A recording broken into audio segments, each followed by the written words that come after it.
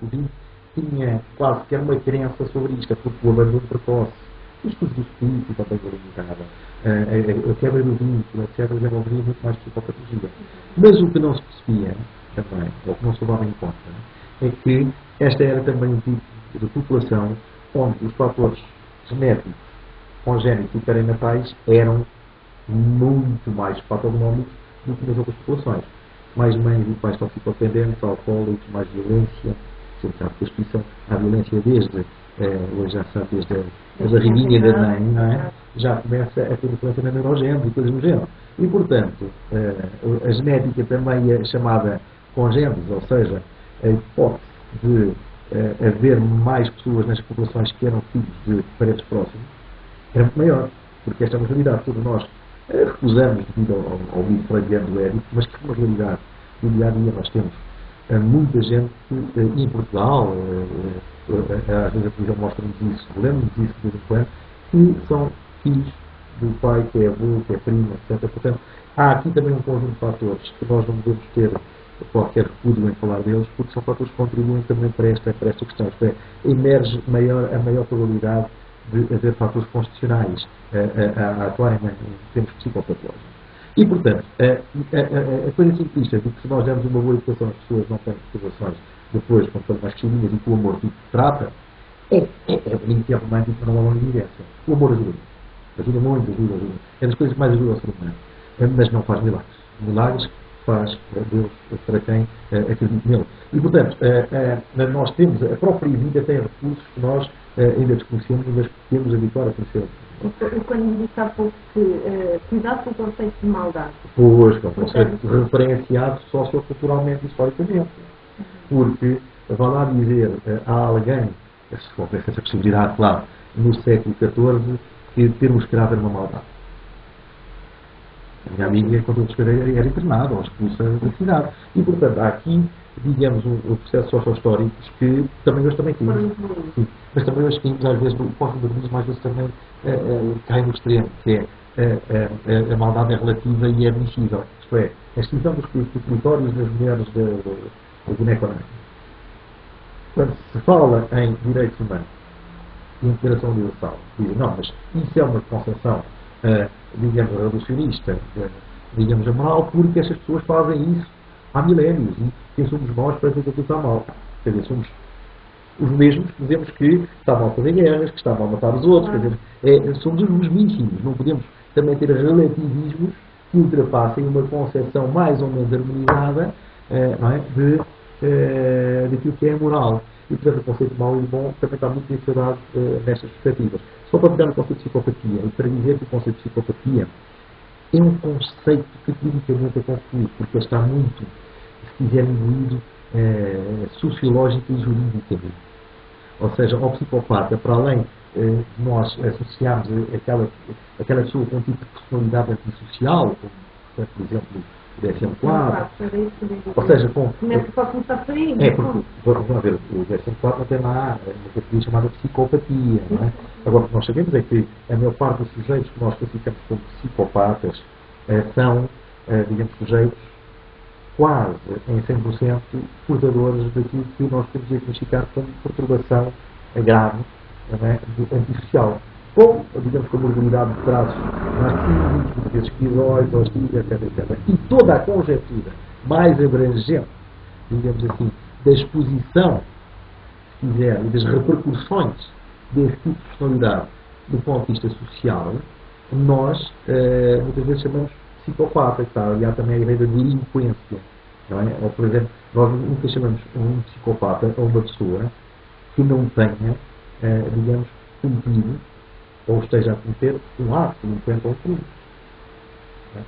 Mas isso caiu depois no chavão de, repare que a palavra psicopata também começa na sua etimologia pela palavra doente da mente, psicopata, não é? Mas depois, claro, mas rapidamente evoluiu para um doente que é simultaneamente um doente da mente e um doente social.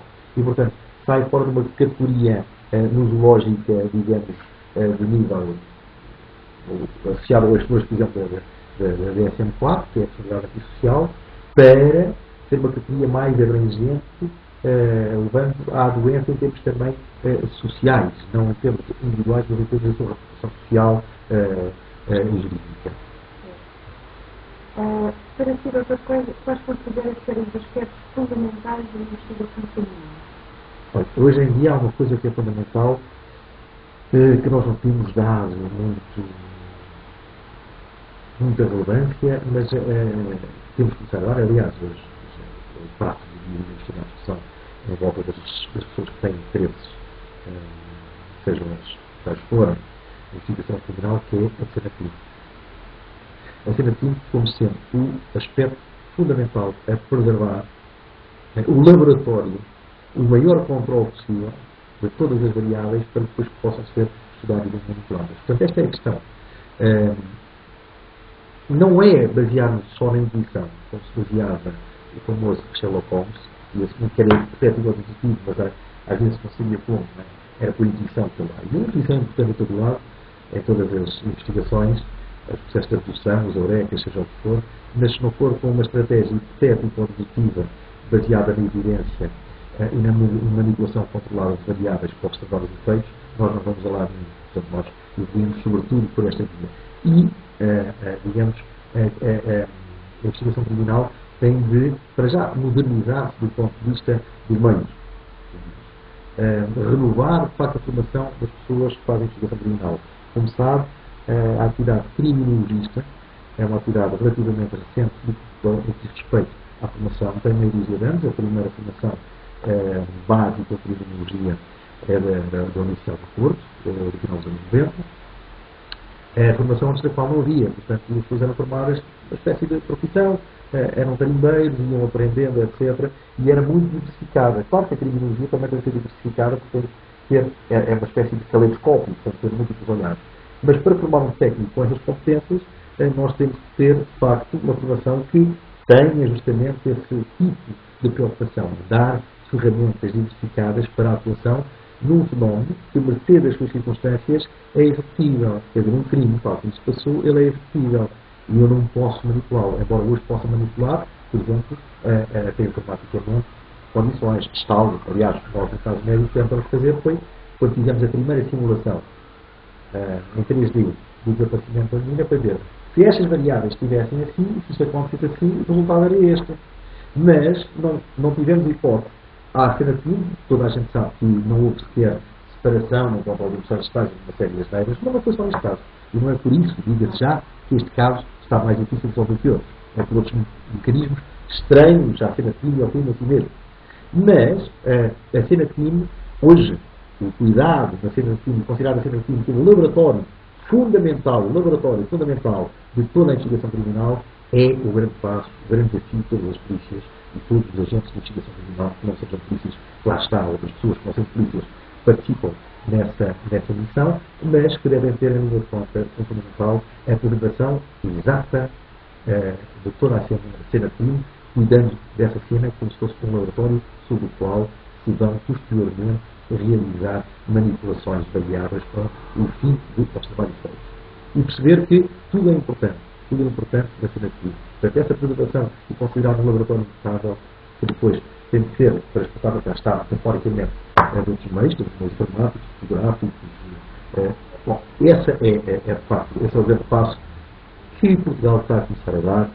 E, felizmente, as pessoas estão a convencer-se de que, é claro que a experiência conta muito, a intuição também conta um bocadinho, mas a ciência conta mais. O que é para si falsas memórias? Para mim, falsas memórias é o que é habitualmente para toda a gente. É, digamos, um processo onde existe uma recuperação de uma informação que não estava presente. Mas porquê que isso ocorre? Porque sabe que há testemunhas que realmente dizem que viram qualquer coisa que... Sim, memória. Ou seja, dão um testemunho e depois passar um tempo dão outro que é contraditório. Claro, por muitos motivos. Para já o tempo anterior à memória. Coisa que nós julgamos que, bom, quanto mais eu vou andando no tempo, mais memória tenho. É mentira, nós estudaremos com qualquer outro fator, até porque os aparelhos, digamos assim, são subjacentes. Essa função chamada memória também vão envelhecendo, não é? E vão ficando cada vez menos aptos a funcionar. Depois, porque a memória tem, se quiser, resumidamente, este processo, um processo de purificação e automação, ao qual é necessário